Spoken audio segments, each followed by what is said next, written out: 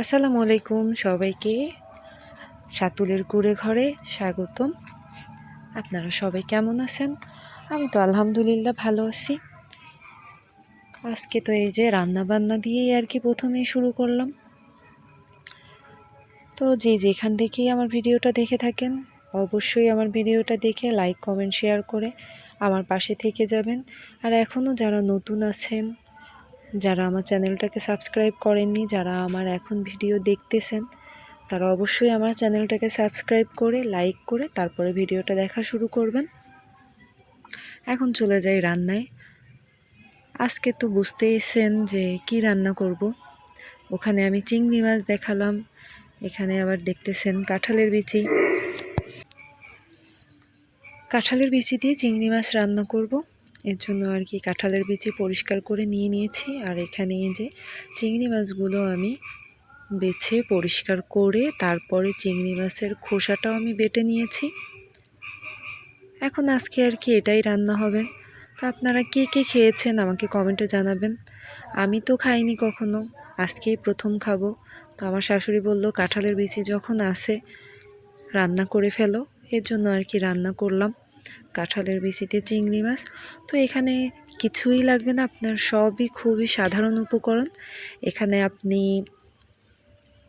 চিংড়ি মাছটা এইভাবে আগে দিয়ে দিবেন, তারপরে পেঁয়াজ, তারপর হলুদের গুঁড়া, মরিচের গুঁড়া, এগুলো দিয়ে সাধারণভাবেই রান্না করবেন।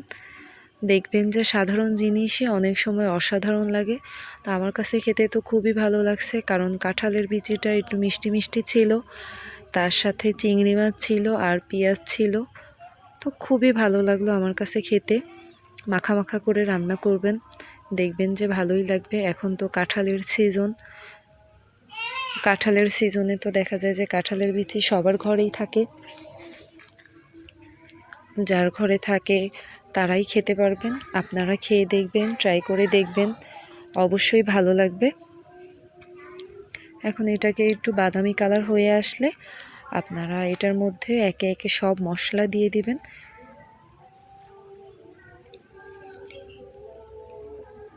আমার ভিডিওটা আপনাদের যদি ভালো লাগে অবশ্যই আমার ভিডিওর পাশে থাকবেন, আমার চ্যানেলের পাশে থাকবেন।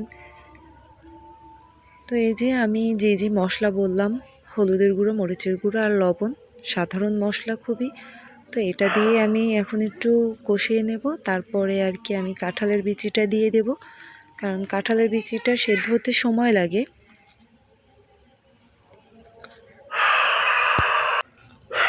এই তো এখন আমি আর কি বিচিগুলো দিয়ে দেব, দিয়ে তারপরে একটু ভুনে তারপর আমি পানি দিয়ে দেব। এখানে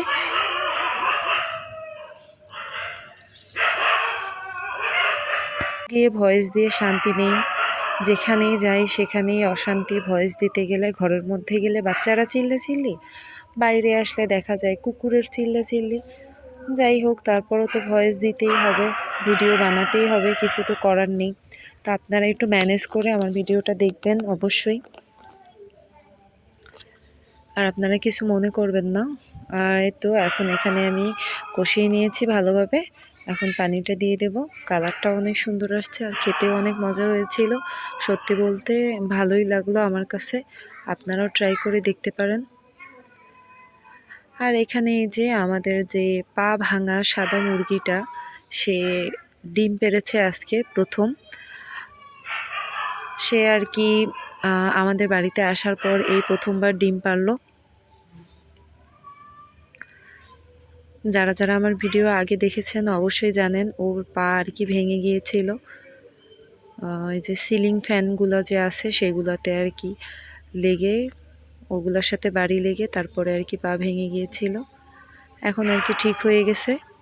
আর এখানে এই যে এখন তরকারিতে আমি পানি দিয়ে দিলাম, আর আমার তরকারিটাও রেডি। এইভাবে মাখা মাখা করে উঠিয়ে নেবেন, খুব ভালো লাগবে গরম ভাতে লেবু দিয়ে।